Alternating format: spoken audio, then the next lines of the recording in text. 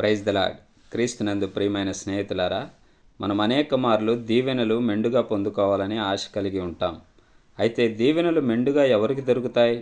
మన ఆలోచన ఏంటంటే, విస్తారమైన ప్రార్థన చేసిన వారికి, మరి నిత్యము బైబిల్ చదివేవారికి, పరిశుద్ధ దినాన ప్రభు సన్నిధిలో కనిపించేవారికి, మరి చక్కని వేషధారణతో, మరి చక్కని మెరుగైన వస్త్రములు ధరించి ప్రభు సన్నిధిలో కనిపించేవారికి మరి మెండైన దీవెనలు కలుగుతాయని అనుకుంటాం. కానీ సామెతల గ్రంథము 28వ అధ్యాయం 20వ వచనం ఈ రీతిగా సెలవిస్తూ ఉంది.